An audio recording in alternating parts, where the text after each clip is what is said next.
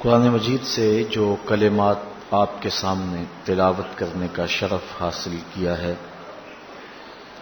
ان میں خالق کائنات نے ارشاد فرمایا، اے ایمان والو، اللہ سے ڈر جاؤ اور اس کا قرب حاصل کرنے کے لیے کوئی وسیلہ تلاش کرو، وجاہدوا فی سبیلہ، اور اس کے راستے میں مجاہدہ کرو، لعلکم تفلحون، تاکہ تم فلاح پا جاؤ۔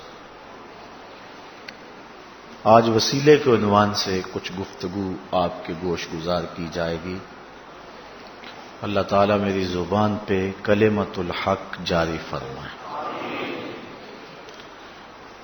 ابن منظور نے لسان العرب کے اندر وسیلے کی تعریف یہ کی ہے، الوسیلۃ فی الاصل ما یتوسل بہ الی الشیء ویتقرب بہ الیہ، جس چیز کے ذریعے سے کسی کا قرب حاصل کیا جائے اس شے کو وسیلہ کہتے ہیں۔ اللہ تعالیٰ کا قرب حاصل کرنے کے لیے جو ذریعہ اختیار کیا جائے وہ وسیلہ کہلاتا۔ اب یہاں وسیلے سے مراد کیا ہے؟ بعض نے کہا کہ وسیلے سے مراد نفس ایمان ہے، لیکن یہ بات درست اس لیے نہیں۔ یا ایھا الذین آمنوا، اہل ایمان کو کہا گیا ہے کہ وسیلہ ڈھونڈے۔ بعض نے کہا یہاں وسیلے سے مراد اعمال صالحہ ہیں۔ یا ایھا الذین آمنوا اتقوا اللہ، اے ایمان والو اللہ سے ڈر جاؤ، اور تقوی اعمال صالحہ سے ہی نصیب ہوگا۔ اور واو کے عطف کے ساتھ ہے وابتغوا الیہ الوسیلہ، تو پھر یہاں وسیلے سے مراد کچھ اور ہے۔ حضرت شاہ ولی اللہ محدث دہلوی علیہ رحمہ القول الجمیل کے اندر ارشاد فرماتے ہیں، اس سے مراد بیعت مرشد ہے، بزرگوں کا وسیلہ جس کے ذریعے خدا کا قرب حاصل کیا جاتا ہے۔ کسی نے کہا کہ یہاں وسیلے سے مراد اللہ تعالیٰ کی ذات ہے، لیکن اللہ کی ذات وسیلہ نہیں ہے، اللہ کی ذات مقصود ہے۔ وسیلہ وہ ہوتا ہے جس کے ذریعے سے اس مقصود کو حاصل کیا جائے۔ تو اللہ تعالیٰ جل شانہ کا قرب حاصل کرنے کے لیے وسیلہ ذوات کا بھی ہو سکتا ہے، اعمال کا بھی ہو سکتا ہے، نفس ایمان بھی وسیلہ ہے۔ بعض لوگ وسیلے کا مطلق انکار کر دیتے ہیں، بالکل وسیلہ ہوتا ہی نہیں، اس میں وہ نا آشنائی یا ضد یا ہٹ درمی کی وجہ سے ایسا کرتے ہیں۔ وسیلہ اعمال کا ہو سکتا ہے، اس میں پوری امت میں کہیں کوئی اختلاف نہیں پایا جاتا، یہ بات ذہن میں رکھیں۔ اعمال صالحہ کے وسیلے سے اللہ کا قرب حاصل کیا جائے، اس میں امت کے اندر کوئی اختلاف نہیں ہے۔ ذوات کا وسیلہ کہ کسی شخص کے وسیلے سے اللہ کے حضور دعا مانگی جائے، اس کے حضور عرض کیا جائے، وہ شخص نبی بھی ہو سکتا ہے، غیر نبی بھی ہو سکتا ہے، ولی بھی ہو سکتا ہے، تو اس کے بارے میں اختلاف پیدا ہوا۔ سب سے پہلا شخص جس نے اختلاف کیا، امام نبہانی علیہ رحمہ فرماتے ہیں، اول من انکر التوسل والاستغاثہ والنداء ہوا ابن تیمیہ۔ پہلا شخص جس نے وسیلے کا، توسل کا، استغاثہ کا اور ندا کا انکار کیا وہ ابن تیمیہ ہے۔ اس سے قبل امت میں اس عنوان سے کوئی اختلاف موجود نہیں تھا۔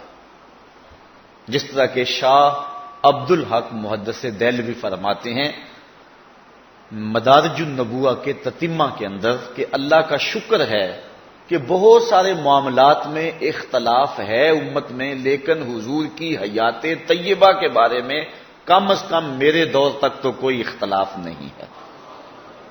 یہ آج سے 300 سال قبل یہ بات، 300-400 سال قبل یہ بات کہہ رہے ہیں حضرت شاہ عبد الحق محدث دہلوی علیہ رحمہ۔ تو معلوم ہوا آج امت کے اندر یہ بھی اختلاف ہے تو یہ شیخ کے بعد پیدا ہوا ہے۔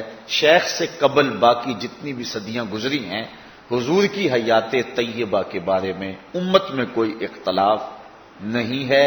سارے یہی کہتے تھے تو زندہ ہے واللہ، تو زندہ ہے واللہ، میرے چشم عالم سے چھپ جائے۔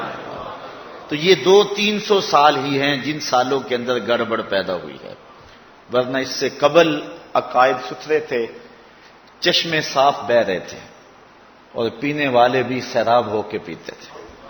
لیکن جس طرح آج کل صاف پانی ملنا مشکل ہے، اس طرح صاف دین ملنا بھی مشکل ہو گیا۔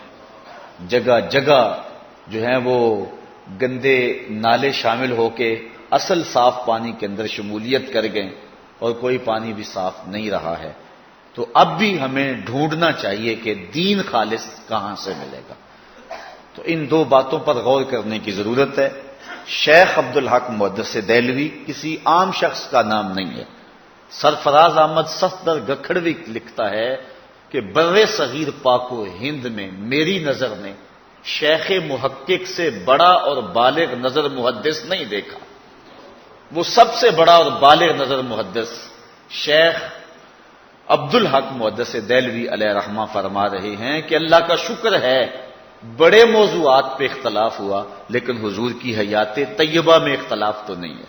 اور امام نبہانی کہتے ہیں اول من انکر التوسل والاستغاثہ والنداء ہوا ابن تیمیہ، پہلا شخص جس نے توسل کا، استغاثہ کا انکار کیا وہ ابن تیمیہ تھا، ورنہ پہلے سارے جھولی پھیلا پھیلا کے حضور کی بارگاہ میں استغاثہ کیا کرتے تھے اور حضور کے وسیلے سے دعائیں مانگا کرتے تھے، اور اللہ تعالیٰ حضور کے وسیلے سے مانگی ہوئی دعا اور حضور کے صدقے سے مانگی ہوئی التجا کو قبول فرماتا تھا۔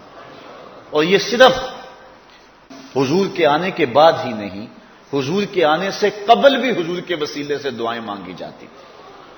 قرآن مجید اٹھائیں، اللہ تعالیٰ ارشاد فرماتا ہے وَكَانُوا مِن قَبْلُ يَسْتَفْتِحُونَ عَلَى الَّذِينَ كَفَرُوا فَلَمَّا جَاءَهُم مَّا عَرَفُوا كَفَرُوا بِهِ فَلَعْنَةُ اللَّهِ عَلَى الْكَافِرِينَ۔ یہ یہودی یہ حضور کے آنے سے قبل حضور کے وسیلے سے دعا مانگا کرتے تھے۔ اوس و خزرج پر اور دیگر قبائل پر وہ دعا مانگا کرتے تھے کہ یا اللہ اس آنے والے نبی کے صدقے سے ہمیں ان پر فتح دے۔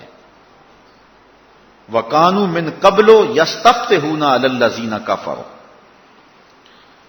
اور وہ کیا کہا کرتے تھے اللہم انا نسألک بحق نبیک الذی وعدتنا ان تبعثہ فی آخر الزمان، اے اللہ اس نبی کے صدقے ہمیں فتح دے جس کو تو نے آخری زمانے کے اندر مبعوث کرنے کا وعدہ کیا ہوا ہے۔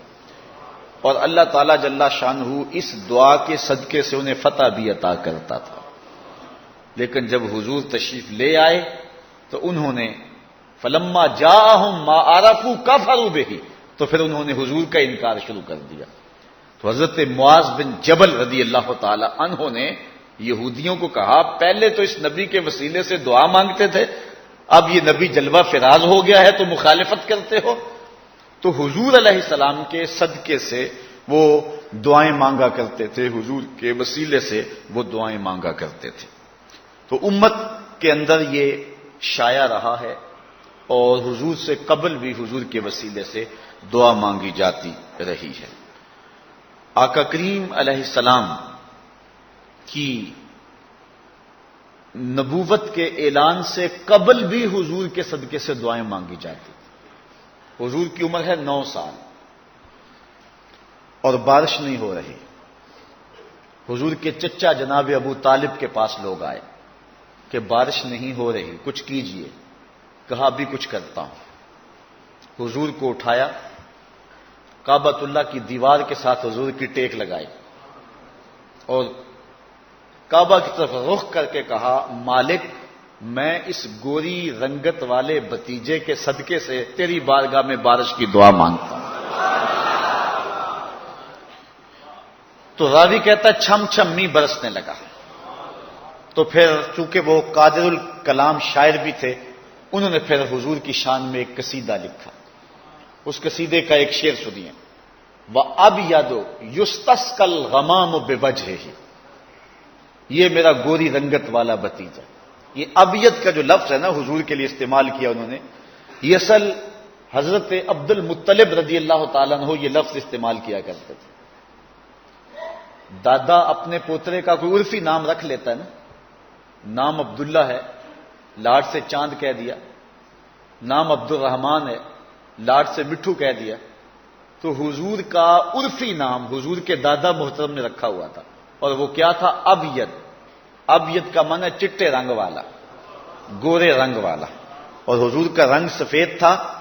اللہ اکبر. سیدہ عائشہ رضی اللہ تعالی عنہا کی سنیے، فرماتی ہیں ایک دن حضور نے کالی چادر زیب تن کی، اور کالی چادر کی بکل مار کے مجھے کہنے لگے کیفا ترینی یا عائشہ، عائشہ بتاؤ پھر کیسا لگ رہا ہوں. آج حسن خود ہی ناز میں آ گیا نا، حسن خود ہی ناز میں آ گیا. کیفا ترینی یا عائشہ، عائشہ بتاؤ کیسے لگ رہا ہوں. پھر حضرت عائشہ نے بھی حد کر دی، کہا حضور چادر کی سیاہی نے آپ کے چہرے کی سفیدی کو نکھار دیا، اور آپ کے چہرے کی سفیدی نے چادر کی سیاہی کو نکھار دیا. تو حضور کا سفید رنگ تھا.